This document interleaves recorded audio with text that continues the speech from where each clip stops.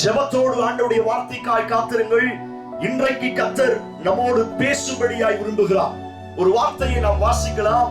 ரோமருக்கு எழுதின நிருபம் 12வது அதிகாரம் அதனுடைய 2வது வசனத்தை நாம் வாசிக்கலாம்.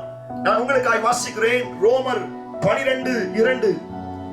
நீங்கள் இந்த பிரபஞ்சத்திற்கு ஒத்த வேஷம் தெரியாமல் தேவனுடைய நன்மையும் பிரியமும் பரிபூரணமான சித்தம் இன்னதென்று பகுத்தறியத்தக்கதாக உங்கள் மனம் புதிதாகிறதினாலே மறுரூபமாகுங்கள்.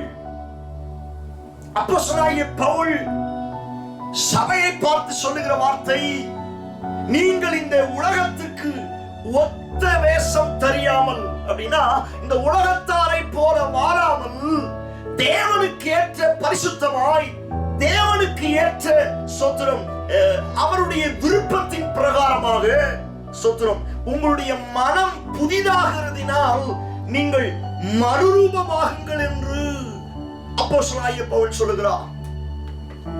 இந்த கடைசி நாட்களில் தேவன் சபையிடத்தில் எதிர்பார்க்கிற காரியம், சபை மறுரூபமாக வேண்டும்.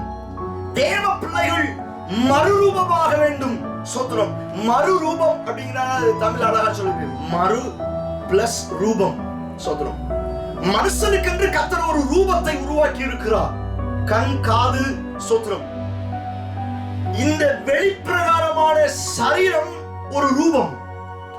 ஆனால் மறுரூபம் என்பது இந்த சரீரம் அல்லாத வேற ஒரு ரூபமாக, இங்கிலீஷ்ல போட்டுக்குது டிரான்ஸ்ஃபார்ம்டு. ஸ்தோத்திரம். பி டிரான்ஸ்ஃபார்ம்டு அப்படின்னா நீங்க மறுரூபமாகுங்க. ஸ்தோத்திரம். உங்க மனசுல இருந்து உங்க ஆவிக்குரிய வாழ்க்கைக்காக நீங்கள் மறுரூபமாக வேண்டும் என்று கர்த்தர் விரும்புகிறார். எத்தனை இந்த வார்த்தைக்கு ஆமென் சொல்றீங்க? ஸ்தோத்திரம். ஜெபத்தோடு இந்த வார்த்தையை கேளுங்கள். கர்த்தர் உங்களோடு பேசும்படியாய் விரும்புகிறார். நாம் மறுரூபமாக வேண்டும். சபை மறுரூபமாக வேண்டும். இப்போ இருக்கிற இந்த மனித சரீரத்தோடு நீங்கள் நானும் பயன்படுவதை காட்டிலும் தேவனுக்காய் மறுரூபமாகி பயன்பட வேண்டும் என்று கர்த்தர் விரும்புகிறார். எத்தனை இந்த வார்த்தைக்கு ஆமென் சொல்றீங்க? ஸ்தோத்திரம். இயேசு கிறிஸ்துவானவர் பூமியில இருக்கும் பொழுது மறுரூபமானார் என்று வேதத்தில் வாசிக்க முடியும். தனக்கு அன்பான சீசர்களை மலைக்கு கூட்டிக் கொண்டு போகிறார் செபிப்பதற்கு. மத்தேயுல வாசிக்க முடியும், லூக்கால வாசிக்க முடியும். சீசர்களோடு மலைக்கு போய் அங்கே ஜெபிக்கும் பொழுது இயேசுவானவர் சீசர்களுக்கு முன்னே மறுரூபமானார். இயேசுடைய அந்த முகம் எப்படி இருந்துச்சுன்னு ஃபர்ஸ்ட் நமக்கு தெரியாது. ஆனால் அவர் மறுரூபமான பிற்பாடு அவருடைய முகம் சூரியனை போல் மாற ஆரம்பித்ததாம். அவருடைய வஸ்திரம் ஸ்தோத்திரம் வெண்மையாய் மாற ஆரம்பித்ததாம். அவருடைய சரீரம் முழுவதிலும் வெளிச்சமாய் மாற ஆரம்பித்தது. நல்ல கவனிங்க. இந்த வார்த்தையை தான் ஆண்டவர் லீட் பண்ணுகிறார். ஸ்தோத்திரம். மறுரூபம் என்பது மனுஷனாய் இருக்கிற ஒரு நபர் மறுரூபமாகும் பொழுது வெளிச்சத்தை போல அல்லது சூரியனை போல அல்லது வேற ஏதோ ஒரு ஒளியை போல கர்த்தர் மாற்றுவார். இதுக்கு பேர் மறுரூபம். அன்றைக்கு இயேசு மறுரூபமாக ஆரம்பித்தார். அந்த மறுரூபத்தை பார்த்து பேதுருவும் யாக்கோபும் சொல்லுகிற வார்த்தை, ஆண்டவரே உமக்கும் எமக்கும் இங்கே ஒரு கூடாரத்தை போட்டு நம்ம இங்கே ஸ்டே பண்ணிடலாம் அப்படிங்கிறாங்க. காரணம், இயேசுவானவர் மறுரூபமாகும் பொழுது அவருடைய முகம் சூரியனை போல, அவருடைய சரீரம் முழுவதும் வெளிச்சமும், அவருடைய வஸ்திரம் முழுவதும் வெளிச்சமாய் மகிமையினால் நிரப்பப்பட்டதை பார்த்தார்கள். அங்கே மோசேயும் எலியா வந்து பேசினார்கள் என்று வேதத்தில் வாசிக்க முடியும். ஸ்தோத்திரம். இந்த கடைசி நாட்களில் சபை மறுரூபமாக வேண்டும். அல்லது இந்த சத்தத்தை கேட்கிற நீங்கள் ஒவ்வொருவரும் மறுரூபமாக வேண்டும். இது காலத்தின் கட்டாயமாய் இருக்கிறது.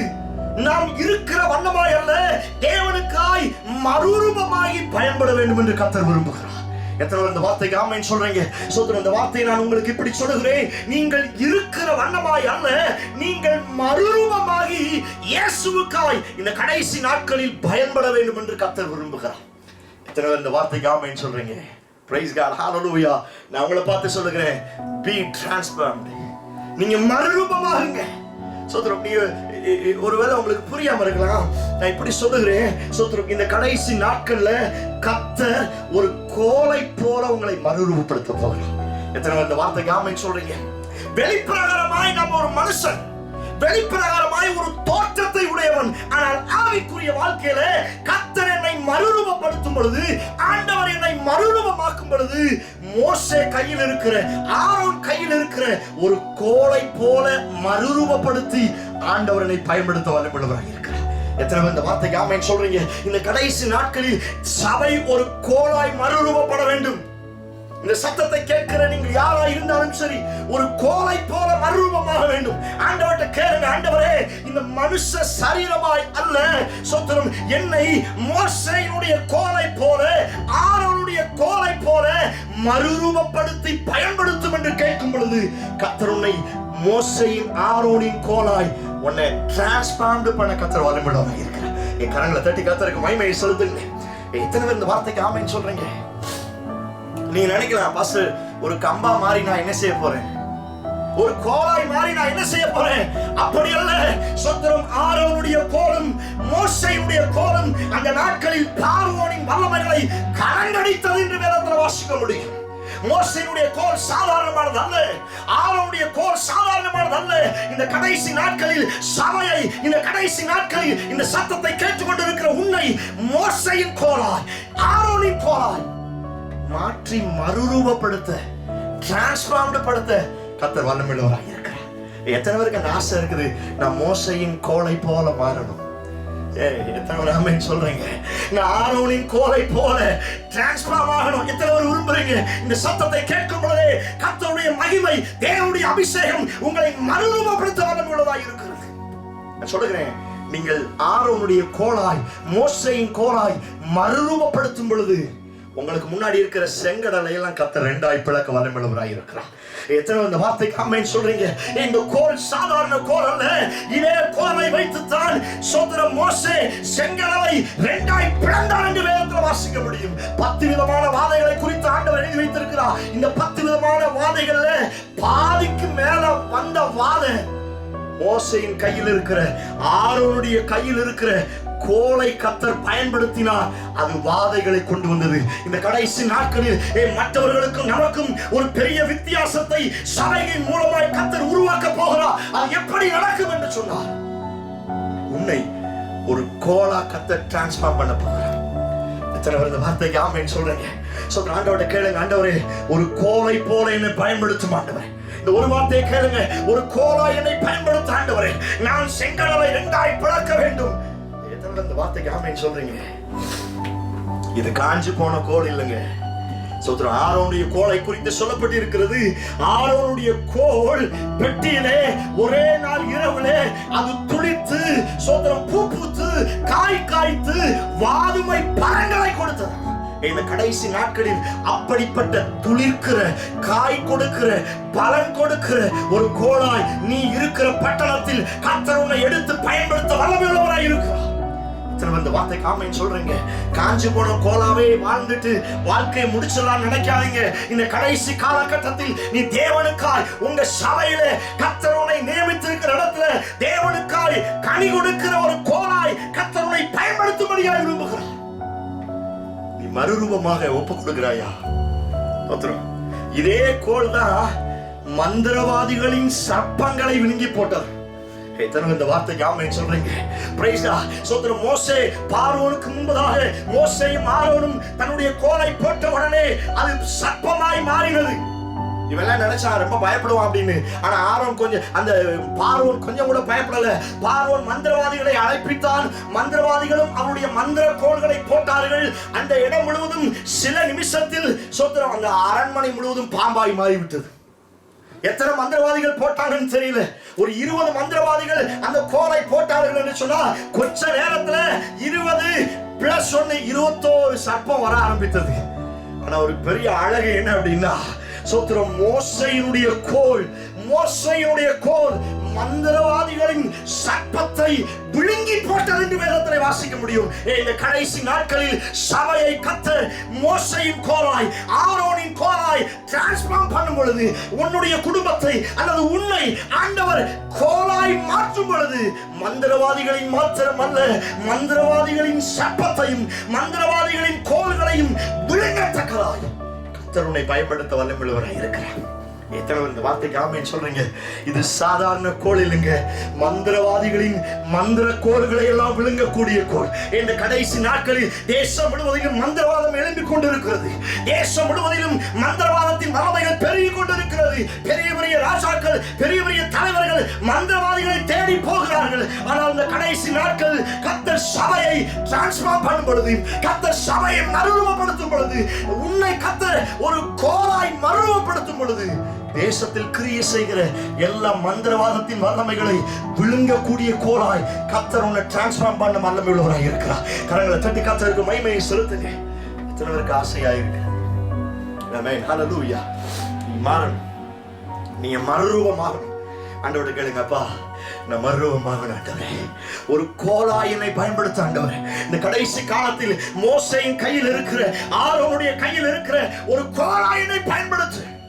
அந்த கோலை வைத்து கண்மலையில அடிக்கிறான். கண்மலையில அடிச்ச உடனே தண்ணி என்ன செஞ்சான்? கண்மலை பிளந்து தண்ணி வந்துச்சு. இத்தனை இந்த வார்த்தைக்கு ஆமென் சொல்லுங்க. ஒரு போர் போடுறதுக்கு எவ்வளவு நேரம் ஆகுது? லாரி வர வச்சு அந்த போர்வெல்ல அந்த போர் போற மிஷின் வச்சு இரவு முழுவதும் சோத்துரும். அந்த சவுண்டுல போர் போட்டா தான் 400-500 அடியில என்ன செய்யும்? தண்ணி கிடைக்கும். ஆனா மோசேயுடைய கையில் இருக்கிற கோல் அப்படி அல்ல. கண்மலையை பார்த்து நீட்டின உடனே, கண்மலையை பார்த்து அடித்த மாத்திரத்தில் ஜீவ தண்ணீர் உள்ள நதிகள் ஓடித்தான். இந்த கடைசி நாட்களில் கர்த்தர் உன்னை மோசேயின் கோலாய், கர்த்தர் உன்னை மறுரூபமாக்கும் பொழுது இந்த தேசத்திற்கு ஜீவ தண்ணீர் உள்ள நதிகளை உன் மூலம் கர்த்தர் கொண்டு வர வல்லமையுள்ளவராய் இருக்கிறார். இத்தனை இந்த வார்த்தைக்கு ஆமென் சொல்றீங்க. நம்முடைய பகுதி இன்னைக்கும் பெரிய கண்மலையா இருக்கிறது. ஒரு சில பகுதியில இயேசு கிறிஸ்துவை குறித்து சொல்ல முடியாது. ஒரு சில இடங்கள்ல சுவிசேஷம் அறிவிக்க முடியாது. காரணம் கல்லா இருக்கிறது. ஆனா அந்த கடைசி நாட்களில் சபையை கர்த்தர் மறுரூபப்படுத்தும் பொழுது, ஆரோனுடைய கோலாய், மோசேயின் கோலாய் மறுரூபப்படுத்தும் பொழுது, அந்த இடத்தில் இருக்கிற கல்லை உடைச்சி அதுக்குள்ள இருக்கிற ஆத்துமாக்களை சபைக்குள்ளே கர்த்தர் கொண்டு வர வல்லமையுள்ளவராய் இருக்கிறார். எத்தனை பேர் இந்த வார்த்தைக்கு ஆமென் சொல்றீங்க? B transformed. நீங்கள் மறுரூபமாகுங்கள். ஒண்ணு, ஆண்டவரை கேளுங்க, ஒரு கோலை போல என்னை மறுரூபப்படுத்த வேண்டும். 2, ஒரு கல்லை போல என்னை மறுரூபப்படுத்த வேண்டும். எத்தனை இந்த வார்த்தைக்கு ஆமென் சொல்றீங்க? சோத்ரம், இது கொஞ்சம் வித்தியாசமா இருக்கும். ஆனா இந்த சத்தியத்தினுடைய அந்த மேன்மை நீங்க புரிஞ்சுட்டீங்கன்னா, இந்த கடைசி நாட்கள்ல ஆண்டவர் உன்னை குடும்பத்தையும் உங்க சபையும் கர்த்தர் மறுரூபப்படுத்த வல்லமையுள்ளவராய் இருக்கிறார். பழைய ஏற்பாட்டு நாட்களில் கல்லை கர்த்தர் பயன்படுத்த ஆரம்பித்தார். எப்படி மோசேயின் ஆரோனுடைய கோலை கர்த்தர் பயன்படுத்தினாரோ, பழைய ஏற்பாட்டு நாட்களில் கல்லை ஆண்டவர் மறுரூபப்படுத்தி ஆண்டவர் பயன்படுத்தினார் என்று வேதத்தில் வாசிக்க முடியும். 10 வாதையில ஒரு வாதை கல்மலை.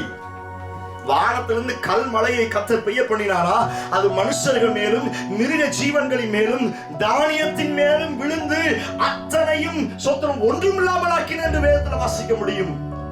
பழைய ஏற்பாட்டு நாட்களில் கல்மலையை கர்த்தர் அனுபவித்தார். சோத்திரம், யோசுவாவின் நாட்களில் சோத்திரம் எதிரிகள் இஸ்ரவேல் ஜனங்களுக்கு விரோதமாய் சோத்திரம் யுத்தம் பண்ண வருகிறார்கள். இஸ்ரவேல் ஜனங்களுக்கும் எதிரிகளுக்கும் அங்கே யுத்தம் நடந்து கொண்டிருக்கிற டைம்ல எதிரிகள் வேகமாய் ஓடிக்கொண்டிருப்பார்கள். பைபிள் சொல்லி இருக்கிறது, பெரிய பெரிய கல்மலையை கர்த்தர் வருஷிக்க பண்ணினார். கல்மலை அவர்கள் மேல் விழுந்தபடியினால் அந்த வார்த்தை இப்படி சொல்லி இருக்கிறது, பட்டயத்தால் இறந்தவர்களை காட்டிலும் கல்மலையினால் இறந்தவருடைய எண்ணிக்கை அதிகம். அந்த வார்த்தை இப்படி சொல்லுகிறேன், இந்த கடைசி நாட்கள்ல ஆண்டவர் ஒரு கல்லை போல உங்களை மறுரூபப்படுத்தணும். இத்தனை இந்த வார்த்தைக்கு ஆமென் சொல்றீங்க. எதிரிகளின் பாளையத்துல ஒரு கல்லாய் விழ வேண்டும். எதிரியுடைய தலையின் மேல ஒரு கல்லாய் விழ வேண்டும். இந்த கடைசி நாட்கள்ல சபையை கர்த்தர் உன்னை ஒரு கல்லை போல டிரான்ஸ்ஃபார்ம் பண்ணி உன்னை பயன்படுத்த வேண்டும் என்று விரும்புகிறார். எத்தனை பேருக்கு அந்த ஆசை இருக்குது? கோலியாத் பட்டயத்தினால் அல்ல, கோலியாத் கத்தியினால் அல்ல, கோலியாத் ஈட்டியினால் அல்ல, கோலியாத் தாவீதின் கையிலிருந்து புறப்பட்ட கல்லினாலே முகங்குப்புற கீழே விழுந்தான். இந்த கடைசி நாட்களில் தேசத்தில் கோலியாத்தின் வல்லமைகள் சத்தம் போட்டுக் கொண்டிருக்கிறது. 40 நாளும் சொத்துரும் பகலும் சாயங்காலமும் இந்த கோலியாத் கொக்கரிப்பான். 40 நாள் இரவும் பகலும் என் கூட யாராவது சண்டை போட வர முடியுமா அப்படின்னு 40 நாளும் கொக்கரிப்பானா. ஆனா 41வது நாள் தாவீதின் கையிலிருந்து ஒரு சின்ன கூழாங்கல் அவன் நெத்தியில பட்டு அவன் முகம் குப்புற விழுந்தது போல இந்த இந்திய தேசத்தின் மேல, இந்த உலகத்தின் மேல இன்றைக்கும் அநேக கோலியாத்தின் வல்லமைகள் எழும்பிக் கொண்டிருக்கிறது. அந்த கோலியாத்தின் வல்லமையை முகம் குப்புற விழ வைப்பதற்கு ஒரு கல்லை போல உன்னை கர்த்தர் பயன்படுத்த வல்லமையுள்ளவராக இருக்கிறார். இந்த வார்த்தைக்கு ஆமென் சொல்றீங்க. ஆண்டவர்கிட்ட கேளுங்க, ஆண்டவரே என்னை டிரான்ஸ்ஃபார்ம் பண்ணுங்க ஆண்டவரே. ஓ பிரைஸ் காட், ஹalleluya. என்னை மறுரூபப்படுத்துங்க ஆண்டவரே. ஸ்தோத்திரம். தாவீதின் கையிலிருந்து புறப்படுகிற ஒரு கல்லை போல என்னை மறுரூபப்படுத்துங்க ஆண்டவரே. நான் கல்லாய் ஸ்தோத்திரம் இந்த தேசத்தில் கிரியை செய்கிற எல்லா கோலியாத்தின் நெற்றியில கீழே தள்ளணும் ஆண்டவரே. ஆசை இருக்குது. ஓ பிரைஸ் காட்.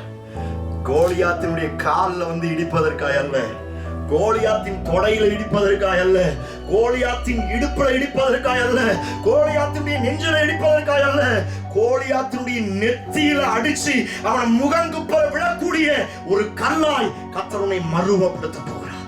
எத்தனைவருக்கு அந்த ஆசை இருக்கிறது? உங்களுக்கு அந்த ஆசை இருக்குதா? நான் ஒரு கல்லை போல ஸ்தோத்திரம் தாவீதின் கையிலிருந்து புறப்படுகிற கல். ஸ்தோத்திரம். யாருடைய கையில இருந்து?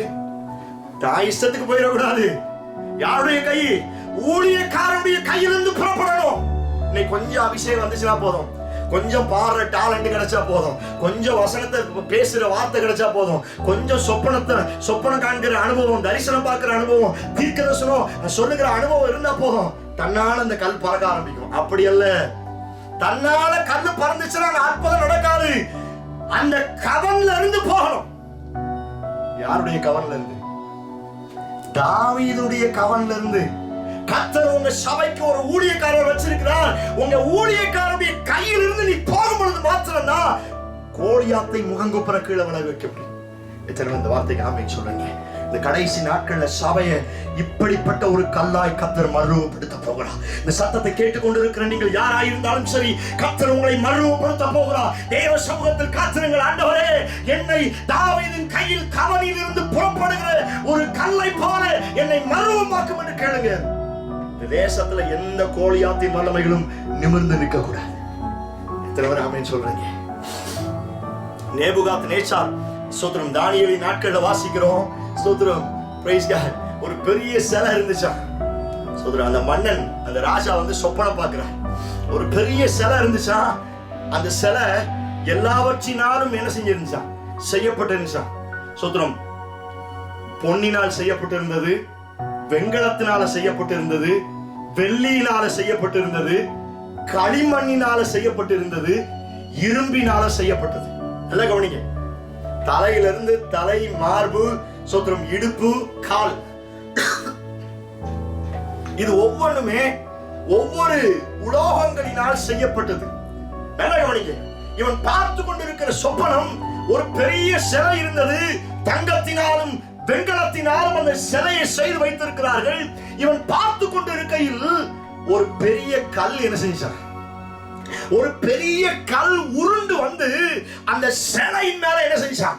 மோதிச்சான். அந்த சிலையின் மேல அந்த கல் மோதின மாத்திரத்தில் அந்த சிலை நொறுங்கி இருந்த இடம் தெரியாமல் ஒரு தூசியை போல் பறந்து போயிட்டார். இந்த வார்த்தைக்கு ஆமென் சொல்றீங்க. என் ஆசை எல்லாம் இந்த கடைசி நாட்கள்ல சபைய சிலையின் மேல் மோதுகிற, சிலையை வணங்குகிற கல் அல்ல. கர்த்தரை பயன்படுத்தும் பொழுது ஊழியத்தை உங்களை கர்த்தர் சிலையை வணங்குவதற்காக அல்ல, சிலையின் மேல் மோதி சிலையை நொறுக்குவதற்காக கர்த்தரை பயன்படுத்த போகிறார்.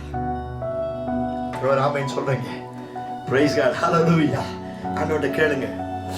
நம்ம பகுதியில நிறைய சிலைகள் எல்லாம் இருக்குது. சிலைகள் அப்படிங்கிறது ஸ்தோத்திரம் ஏதோ வெளிப்பிரகாரமாய் தோன்றுகிற சிலைகளை நான் சொல்லவில்லை.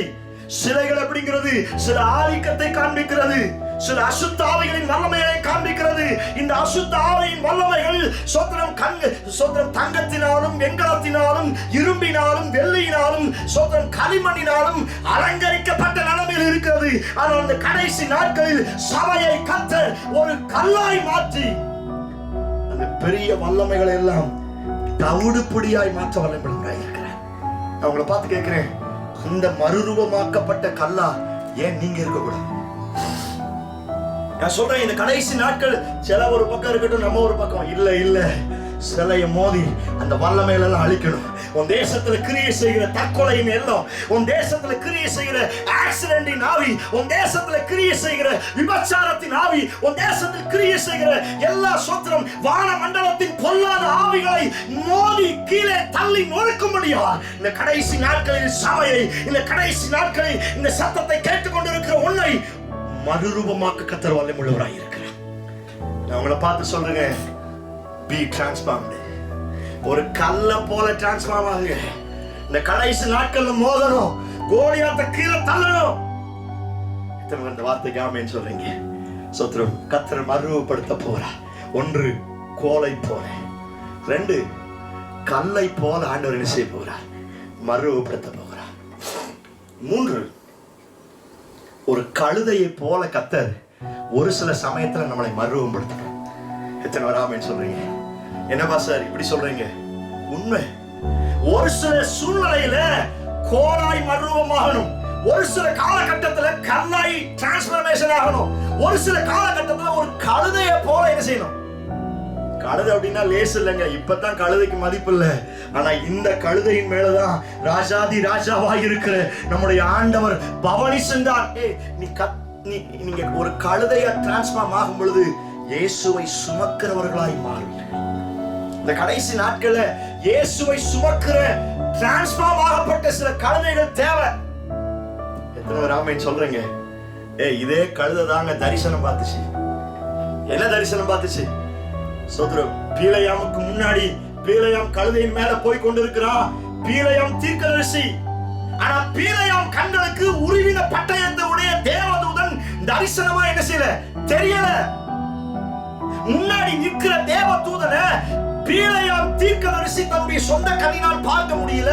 ஆனால் ஆப்டால் சாதாரண அப்படின்னு நம்ம சொல்றோம்ல, அந்த கழுதை முன்னாடி நிக்கிற தூதனை பார்த்துச்சான். இந்த கடைசி நாட்கள்ல ஒரு கழுதையை போல கர்த்தர் உங்களை மறுரூபப்படுத்தும் பொழுது அநேக தரிசனத்தை பார்க்கக்கூடிய கண்களை திறக்க வல்லமையுள்ளவராய் இருக்கிறார். எத்தனை இந்த வார்த்தை ஆமென் சொல்றீங்க? எத்தனை உங்களுக்கு ஆசை இருக்கு நான் தரிசனம் பார்க்கணும்? தேவ தூதர்களை உங்களால பார்க்க முடியும், தேவ பிரசன்னத்தை உங்களால பார்க்க முடியும், தேவனுடைய மகிமை இறங்கி வருவதை புறாவை போல பரிசுத்த ஆவியானவர் ஆங்காங்கு இறங்கும் பொழுது தேவ பிள்ளைகளாய் பார்க்க முடியும். இது எப்பொழுது? ஆவிக்குரிய காரியத்தில் அதிகமா முன்னேறணும். இந்த வார்த்தையின் பிரகாரம் ஒரு கழுதையை போல நீங்க டிரான்ஸ்ஃபார்ம் ஆகுங்க, தேவதூதனை பார்ப்பீங்க. ஊழியக்காரனோடு இந்த கழுதை பேசுறான். எத்தனை பேர் ஆமென் சொல்றீங்க? தரிசனத்தை இழந்து பின்வாங்கி கூலிக்காக சபிக்கும்படியாய் சோத்திரம் பின்மாற்றத்தோடு போகிற பீலையாம் தீர்க்கதரிசியை பார்த்து கழுதை என்ன செஞ்சான்? இந்த கடைசி நாட்கள்ல பெரிய பெரிய ஆட்களை பார்த்து பேசுவதற்குரிய வாய்ப்புகளை கர்த்தர் உனக்கு தரப்போகிறார். நீ கழுதையா இருந்தேன்னா தேவனுடைய வார்த்தையை நீ பேசுவ, தேவனுடைய திட்டத்தை நீ பேச ஆரம்பிப்ப, ஆண்டவரை சுமப்ப, ஆண்டவரை தரிசிப்ப. ஒரு கழுதையை போல டிரான்ஸ்பர்மேஷன் பண்ண கத்துறேன். 4 சோத்திரம். இந்த கடைசி நாட்கள்ல நீங்கள் மறுரூபமாக வேண்டும் என்று கர்த்தர் விரும்புகிறார். எதை போல? ஒரு மீனை போல நீங்கள் மறுரூபமாக. எத்தனை பேர் ஆமென் சொல்றீங்க? இதை நீ நல்ல வீட்டை தியானிச்சபடி பாருங்க. டைமுக்கு டைம் கர்த்தர் உங்களை சேஞ்ச் பண்ணிட்டே இருக்கணும். சோத்திரம். உங்களை மறுரூபப்படுத்திட்டே இருக்கணும். இந்த மீன் என்ன செஞ்சு? யோனா கப்பல்ல இருந்து யோனாவை தூக்கி போட்டாங்களா? சோத்திரம். ஆனா இந்த யோனாவை அழகா அந்த மீன் கேட்ச் பிடிச்சு அவனுடைய உள்ளத்துல உள்ள ஒரு அறையில போய் என்ன செஞ்சான்? ரொம்ப பத்திரமா பாதுகாத்து வச்சுச்சான். இந்த கடைசி நாட்கள்ல நிறைய ஊழியக்காரங்களை அழகா காப்பாத்துவதற்கு நிறைய பேரை கர்த்தர் மீனை போல மறுரூபப்படுத்த வல்லமையுள்ளவராய் இருக்கிறார். எத்தனை பேர் இந்த வார்த்தைக்கு ஆமென் சொல்றீங்க? ஊழியக்காரங்களை கடிப்பதற்காக அல்ல, அந்த மீன் என்ன செய்யல? கடிக்கவே இல்லை. இன்னைக்கு தேசம் முழுவதும் ஊழியக்காரன் ஏதாவது தவறு பண்ணிட்டா போதும் புடிச்சு கடிச்சு இல்லங்க. ஏங்க கர்த்தர் உன்னை சோத்திரம் விழுங்கக்கூடிய மீனாய் வைத்திருக்கிறார். ஊழியக்காரனை பத்திரமா ஒரு இடத்துல சேஃபா வச்சிருக்கிற ஒரு மீனாய் கர்த்தர் உன்னை வைத்திருக்கிறார். கிடைக்கிற ஊழியக்காரன் எல்லாம் கடிச்சு திங்கிறதுக்காக அல்ல, அந்த மீனை கர்த்தர் ஆயத்தப்படுத்தி இருந்தாராம். நான் இப்படித்தான் யோசிக்கிறேன். அது சாதாரண மீன் அல்ல, தேவதூதனையே கர்த்தர் ஒரு மீனா டிரான்ஸ்ஃபார்ம் பண்ணி அனுப்பி இருக்கிறார். எத்தனை ஆமென் சொல்றீங்க? ஏன்னா அந்த மீனை கர்த்தர் ஆயத்தப்படுத்தி வைத்திருந்தார். சோதரம், மீனுக்கு என்னங்க அவ்வளவு நாலேஜ் அங்க? நான் இப்படித்தான் யோசிக்கிறேன். அது மீன் அல்ல, தேவதூதனையே கர்த்தர் ஒரு மீனா டிரான்ஸ்ஃபர் பண்ணி அனுப்பி இருக்கிறார். சோதரம், மீன் வாய்க்குள்ள போகும் பொழுது அது எவ்வளவு பெரிய மீன், எவ்வளவு பல்லு இருந்துச்சுன்னு நமக்கு தெரியல. அந்த மீனுக்குள்ள எவ்வளவு முள்ளு இருந்துச்சுன்னு தெரியல. ஆனா பல்லும் குத்தல, முள்ளும் குத்தல. அந்த ஊழியக்காரன் முழங்கால் போட்டு ஜெபிக்கிற அளவுக்கு சேப்பா ஒரு இடத்தை உள்ள கொடுத்துச்சு. இந்த கடைசி நாட்கள்ல கர்த்தர் உன்னை மீனாய் டிரான்ஸ்பர்மேஷன் பண்ணும்படியாய் விரும்புகிறார். நீங்கள் ஒரு மீனை போல ஊழியக்காரர்களை பாதுகாக்கிற, ஊழியக்காரரை போஷிக்கிற ஒரு மீனாய் மாற வேண்டும். ஆமென் சொல்றீங்க? இது ரொம்ப முக்கியமான டிரான்ஸ்பர்மேஷன். இது முக்கியமான டிரான்ஸ்ஃபார்ம்டு. நீங்க மீனா இந்த கடைசி நாட்கள், ஏன்னா ஊழியக்காரர்கள் பல தேவைகளில் இருக்கிறார்கள், பல பிரச்சனைகள் இருக்கிறாங்க. ஊழியக்காரர்கள், தேவ பிள்ளைகள், சபைதான் ஒரு மீனை போல இருந்து பாதுகாக்க வேண்டும். இயேசு கிறிஸ்து பேதுருவை பார்த்து சொல்லுவார், பேதுருவே, உனக்கு எனக்கு டாக்ஸ் கட்ட வேண்டி இருக்குது. சோதரம், டாக்ஸ் கட்டுறதுக்கு ஏன்ட்ட காசு இல்ல.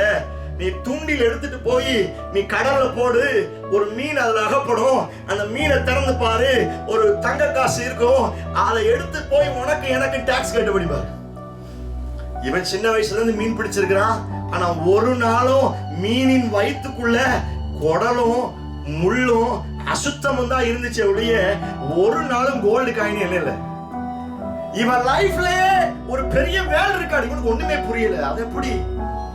நான் அதை யோசிக்கிறேன். அங்கேயும் கர்த்தர் ஒரு மீனை சோதரம் டிரான்ஸ்ஃபார்ம் பண்ணி ரெடியா வச்சிருக்கிறார். ஆமென் சொல்றீங்க? பிரைஸ் காட், ஹalleluya. இவன் போய் தூண்டில் போடுறான். பேதுருக்கு எப்ப தூண்டில் போட்டாலுமே மீனே அகப்படாது.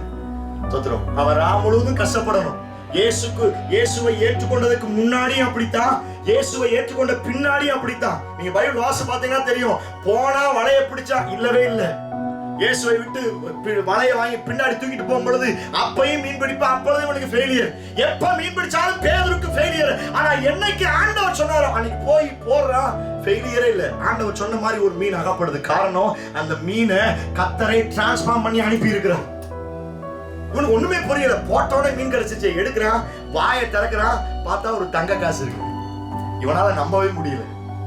இந்த கடைசி நாட்கள்ல ஊழியக்காரங்களை காப்பாற்றுகிற, அதாவது ஊழியக்காரர்களுக்கு கொடுக்கிற ஒரு மீனாய் கர்த்தர் உன்னை டிரான்ஸ்ஃபார்ம் பண்ண வல்லமையுள்ளவராய் இருக்கிறார். எத்தனை பேர் ஆமென் சொல்றீங்க? சத்தமாத்த ஒரு ஆமென் சொல்லுங்களேன். கர்த்தர் உங்களை அதுக்கு டிரான்ஸ்ஃபார்ம் பண்ணணும். ஊழியக்காரர்கள் அதே போலதான். பெரிய பெரிய மிஷனரிகளை, பெரிய பெரிய சொந்தம் தாழ்மையில் இருக்கிற அந்த ஊழியக்காரர்களுக்கு அப்பப்ப தங்க காசை என்ன செய்யணும்? உங்களால தங்க காசு கொடுக்காம இருந்தாலும் பரவாயில்ல, ஒரு 10 ரூபாயாவது கொடுங்க, ஒரு 100 ரூபாயாவது கொடுங்க. கர்த்தர் அதற்காக உங்களை மறுரூபப்படுத்தணும். உங்கள் மூலம் பேதுரு தேவனுக்காய் பயன்பட வேண்டும். இந்த வார்த்தைக்கு ஆமென் சொல்றீங்க? தோத்திரம். 1, கோலை போல மறுரூபப்படுத்தணும். 2, கல்லை போல கர்த்தர் மறுரூபப்படுத்தணும். 3, ஸ்தோத்திரம், கழுதையை போல கர்த்தர் மறுரூபப்படுத்தணும். 4, ஒரு மீனை போல ஆண்டவர் என்ன செய்யணும்? மறுரூபப்படுத்தணும். 5, ஒரு நட்சத்திரத்தை போல கர்த்தர் உங்களை மறுரூபப்படுத்தணும். எத்தனை இந்த வார்த்தைக்கு ஆமென் சொல்றீங்க? சத்தமாத்த ஒரு ஆமென் சொல்லுங்களேன். இந்த கடைசி நாட்கள்ல சபையை ஒரு நட்சத்திரத்தை போல ஆண்டவர் மறுரூபப்படுத்தும்படியாய் விரும்புகிறார். நட்சத்திரம் பைபிள்ல சொல்லியிருக்கிறது விடிவெளியின் நட்சத்திரமா. அந்த விடிவெளியின் நட்சத்திரத்துக்கு என்று ஒரு வெளிச்சம் இருக்கிறது. சோத்திரம். இந்த நட்சத்திரம் எப்பொழுதுமே வெளிச்சத்தை கொடுக்கிறது. இந்த கடைசி நாட்களில் நீ இருக்கிற பட்டணத்தில் கர்த்தர் உன்னை ஒரு நட்சத்திரமாய் டிரான்ஸ்ஃபார்ம் பண்ண வல்லமையுள்ளவராய் இருக்கிறார். நீ ஒளி கொடுக்கணும். இன்னொன்னு முக்கியமான வேலை, இந்த நட்சத்திரனுடைய வேலை என்ன அப்படின்னா, இயேசு பிறந்த இடத்தை சாஸ்திரிகளுக்கு என்ன செஞ்சு கரெக்டா வழியை காட்டி வந்துச்சு. சாஸ்திரிகளுக்கு இயேசு எங்க இருக்கிறாருன்னு தெரியல. அவங்க பெரிய ஞானவான் தான், எல்லா ஞானமும் இருக்கும். யூதேயால பிறந்திருக்காரு மாத்திரம் தான் தெரியுதே ஒழிய எந்த அட்ரஸ்ன்னு தெரியல. இவங்க டைரக்டா அங்க ராஜாட்ட போறாங்க. ராஜாவே, இங்க ஒரு ராஜா பிறந்திருக்கிறாரே, அவருடைய அட்ரஸ் கொடுங்க, நாங்க அவரை தொழுது கொள்ள வந்தோம். ராஜாவுக்கும் தெரியல, ராஜாவுக்கு தெரியாது, ஞானவான்களுக்கு தெரியாது. இயேசு இருக்கிற இடத்தை நட்சத்திரத்தில் தெரிஞ்சு வச்சிருச்சு. சத்தமாத்த ஒரு ஆமென் சொல்லுங்களேன். இவங்க வெளியே வந்து பாக்குறாங்க, அங்க கிளம்பும் போது இருந்த அதே நட்சத்திரம் இங்க இருந்துச்சு. அந்த இயேசு இருக்கிற இடம் வரைக்கும் அந்த ஞானவான்களை ஓ பிரைஸ் காட். எத்தனை வந்து வார்த்தைக்கு ஆமென் சொல்றீங்க? அநேக ஞானவான்களையும் அநேக சாஸ்திரிகளையும் அநேக படித்தவர்களையும் அநேக பணக்காரர்களையும் வழிகாட்டி இயேசு இருக்கிற இடத்திற்கு அல்லது சபைக்கு கொண்டு வரக்கூடிய ஒரு நட்சத்திரமாய் உன்னையும் உன் குடும்பத்தையும் இந்த கடைசி காலத்தில் கர்த்தர் மறுரூபப்படுத்த வல்லமையுள்ளவராய் இருக்கிறார். கரங்களை தட்டி கர்த்தருக்கு மகிமை செலுத்துங்க. எத்தனை பேருக்கு அந்த ஆசை இருக்குது? ஏசப்பா இருக்கிற இடத்துக்கு நிறைய பணக்காரனை நான் கொண்டு வரணும், நிறைய படிச்சவனை கொண்டு வரணும், சாதாரணமானவங்களை கொண்டு வரணும், மரணத்தை நோக்கி இருக்கிறவங்களை கொண்டு வரணும். நட்சத்திரம் அப்படின்னாலே இயேசு இருக்கிற இடத்துக்கு வழிகாட்டுவதுதான் அவருடைய வேலை. அந்த ஆசை இருக்குது, ஆண்டவரே ஒரு நட்சத்திரத்தை போல என்ன டிரான்ஸ்ஃபார்ம் பண்ணுங்க ஆண்டவரே. சத்தியத்தை கேட்க கேட்க நீங்க ஜெபம் பண்ணுங்க. ஆண்டவரே என் சபைக்கு நிறைய ஞானவான்களையும் என் சபைக்கு நிறைய தலைவர்களையும் என் சபைக்கு நிறைய பணக்காரர்களையும் என் சபைக்கு நிறைய தொழிலதிபர்களையும் இயேசு இருக்கிற இடத்தை காண்பிப்பதற்கு இந்த கடைசி காலத்தில் ஒரு நட்சத்திரமாய் என்னை மறுரூபப்படுத்துங்க. எத்தனை பேர் கேட்பதற்கு ரெடியா இருக்கிறீங்க? Praise God. ஹல்லேலூயா. ஸ்தோத்திரம். கடைசியாக ஸ்தோத்திரம் இன்னொரு காரியத்தை நான் சொல்லுகிறேன். ஸ்தோத்திரம். தாடை எலும்பாய் கர்த்தர் நம்மை பயன்படுத்த. சிம்சோனின் கையில ஒரு தாடை எலும்பு இருந்துச்சா, அது கழுதையின் பச்சை தாடை எலும்பா. இந்த கழுதையின் பச்சை தாடை எலும்பை எடுத்து அவன் அடிக்கும் பொழுது ஆயிரக்கணக்கான பேர் செத்து போயிட்டாங்க. இந்த கடைசி நாட்கள்ல ஊழியக்காரனுடைய கையில் இருக்கிற ஒரு தாடை எலும்பாய் கர்த்தரை மறுரூபப்படுத்த வல்லமையுள்ளவராய் இருக்கிறார். இந்த வார்த்தைக்கு ஆமென் சொல்றீங்க. ஆண்டவருக்காக பயன்படணுங்க. நான் மறுபடியும் சொன்ன அந்த முதல் காரியத்தை தான் மறுபடியும் வருகிறேன். இந்த எலும்பு தாய் இஷ்டத்துக்கு செயல்படல, சிம்சோனின் கையில் இருக்கிறது. நான் சொல்றேன், நீங்கள் ஊழியக்காரனுடைய கையில் இருக்கும் பொழுது மாத்திரம் தான் பெலிஸ்தீனை கொல்ல முடியும், எதிரியை கொல்ல முடியும். ஊழியக்காரனுடைய கையை விட்டு நீங்க தனியா உங்க இஷ்டத்துக்கு போன இல்ல. கடைசி நாட்களை கர்த்தரை பயன்படுத்தும்படியாக விரும்புகிறார். ஆண்டவர்கிட்ட கேளுங்க, ஆண்டவரே சிம்சோன் கையில் இருக்கிற இந்த பச்சை தாடை எலும்பை போல என்னை மறுரூபப்படுத்துங்க. கடைசியா ஒரு வார்த்தையை சொல்லி நான் உங்களுக்காக ஜெபிக்கும்படியாய், இந்த கடைசி நாட்களில் இயேசுவின் ரத்தத்தை போல நீங்கள் நானும் மறுரூபப்பட வேண்டும். எத்தனை பேர் ஆமென் சொல்றீங்க? ரத்தமாய் கர்த்தர் என்னை மறுரூபப்படுத்தணும். முதல்ல சொன்ன கல்லை போல, சொத்திரம் கோலை போல, கழுதையை போல, மீனை போல, சொத்திரம் இப்படி நிறைய காரியங்களை சொன்னேன். கடைசியா சொல்லுகிற வார்த்தை, இந்த கடைசி நாட்கள்ல நீங்களும் நானும் இயேசுவின் ரத்தமா டிரான்ஸ்ஃபார்ம் ஆகணும். எத்தனை அந்த வார்த்தைக்கு ஆமென் சொல்றீங்க? பிசாசு என்னை பார்த்து பயப்பட மாட்டான். பிசாசு என்னுடைய சொத்திரம் படிப்பை பார்த்து அல்ல, பிசாசு என்னுடைய சொத்திரம் நாலேஜை பார்த்து அல்ல, என்னுடைய பணத்தை பார்த்து அல்ல, என்னுடைய ஜாதியை பார்த்து அல்ல. ஆனால் என் மேல் இயேசுவின் ரத்தம் பூசப்படும் பொழுது, அல்லது நான் இயேசுவின் ரத்தமாய் மறுரூபப்படுத்தும் பொழுது பிசாசு என்னை பார்த்து பயப்படாது. எத்தனை அந்த வார்த்தைக்கு ஆமென் சொல்றீங்க? சொத்திரம் பழைய ஏற்பாட்டு நாட்களை நம்ம வாசிக்க முடியும். ஒவ்வொரு அந்த நிலைக்கால்களை என்ன செஞ்சாங்களா? இயேசுவின் அந்த ஆட்டுக்குட்டியின் ரத்தத்தை எடுத்து பூசினாங்களா? அந்த ஆட்டுக்குட்டியின் ரத்தம் எந்த வீட்டில் பூசப்பட்டிருக்கிறதோ அந்த வீட்டுக்குள்ள சங்கார தூதன் என்ன செய்ய முடியல, உள்ள வர முடியல. சங்கார தூதன் உள்ள வர முடியல. சங்கார தூதன் சொந்தம் அந்த ஆட்டுக்குட்டியின் ரத்தத்தை பார்த்து மற்றொரு வீட்டுக்கு கடந்து போனா அந்த வேதத்துல வாசிக்க முடியும்.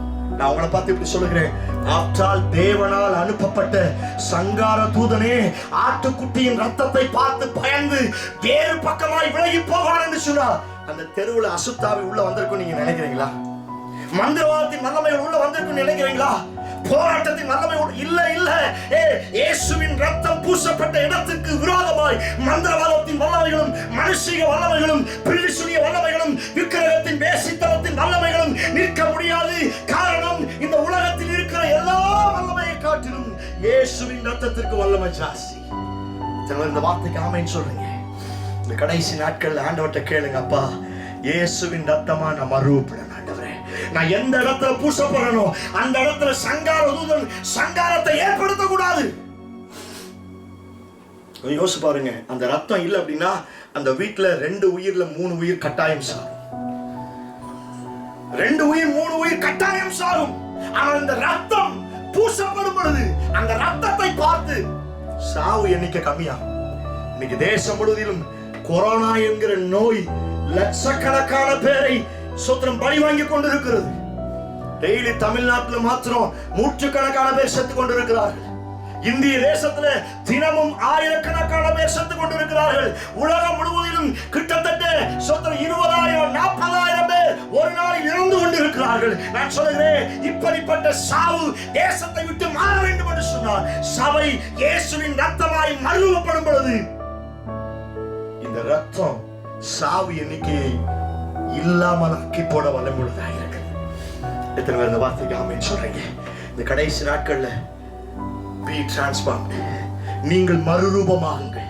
நான் சொல்லுகிறேன், நீங்கள் மறுரூபமாக வேண்டிய கட்டாயத்தில் இருக்கிறீர்கள். நான் மறுபடியும் அந்த வார்த்தையை நான் உங்களுக்கு ரிப்பீட் பண்றேன். இது காலத்தின் கட்டாயம். இன்னும் நீ வெளிப்பிரகாரமான மனுஷனாகவே இருந்து பயன்படுறது போகட்டும். ஆண்டவரே, இந்த வார்த்தையை சொல்லி சொல்லுங்க. ஆண்டவரே, ஒரு கல்லை போல கோலியாத்தின் நெத்தியிலே விழுகிற சிலையை நொறுக்கி போடுகிற ஒரு கல்லாய் என்னை டிரான்ஸ்ஃபார்ம் பண்ணுங்க. ஆண்டவரே, ஒரு கோலாய் நான் டிரான்ஸ்ஃபார்ம் பண்ணணும். ஒரு மீனை போல, ஒரு கழுதையை போல, ஒரு ரத்தமாய். ஓ பிரைஸ் காட், ஹalleluya. என் ஆசையெல்லாம் சபை முழுவதிலும் இயேசுவின் ரத்தமாய் மறுரூபப்படணும். பிசாசு ரத்தத்தை பார்த்தாலே பயப்படுவான். இயேசுவின் ரத்தம்னு பிசாசுக்கு முன்னாடி சொன்னாலே பிசாசு எரியுது அப்படிமா. காரணம், அந்த ரத்தம் தேவனுடைய விலையேறப்பட்ட பரிசுத்த ரத்தமாய் இருக்கிறது. சபை ரத்தமாய் மாற வேண்டும். நீங்கள் இருக்கிற பகுதியில கர்த்தர் ஒரு ரத்தத்தை போல உங்களை டிரான்ஸ்ஃபார்ம் பண்ண வல்லமையுள்ளவராய் இருக்கிறார். எத்தனை பேருக்கு அந்த ஆசை இருக்குது? ஆண்டவரே, என்ன மறுரூபப்படுத்துங்க. ஆண்டவரே, எல்லாரும் கண்ண மூடி எல்லாரும் ஆண்டவர் நோக்கி கேளுங்க பார்க்கலாம். பிரைஸ் காட், ஹalleluya, ஹalleluya. எல்லாரும் கண்ண மூடி ஆண்டவரை பார்த்து கேளுங்க. என்ன மறுரூபப்படுத்துங்க ஆண்டவரே. உங்கள் மனம் புதிதாகிறதினால நீங்கள் மறுரூபமாகுங்கள் என்று வேதவசனம் சொல்லி இருக்கிறது. இந்த கடைசி நாட்களில் இயேசு அன்றைக்கு சீசர்களுக்கு முன்னே சூரியனை போல வெளிச்சமாய் மறுரூபமானது போல இந்த கடைசி காலகட்டத்தில் உன்னை மறுரூபமாக்கும்படியாய் விரும்புகிறார். மோசையின் கையில் இருக்கிற ஒரு கோலை போல, ஆரோன் கோலை போல.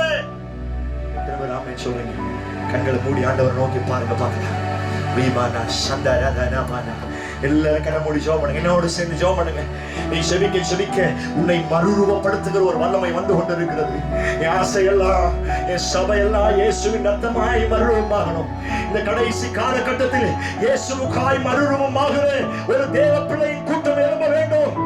எத்தனை பேருக்கு இந்த வார்த்தைக்கு ஆமென் சொல்றீங்க? ஆண்டவரை பார்த்து கேளுங்க. ஆண்டவரே, என்னை மறுரூபப்படுத்துங்க. ஆண்டவரே, இயேசுவின் ரத்தத்தை போல நான் மறுரூபமாக வேண்டும். ஆண்டவரே, அநேக ஊழியக்காரரை காப்பாற்றுகிற மீனை போல, காகத்தை போல என்னை மறுரூபப்படுத்தும். ஆண்டவரே, yes lord, hallelujah.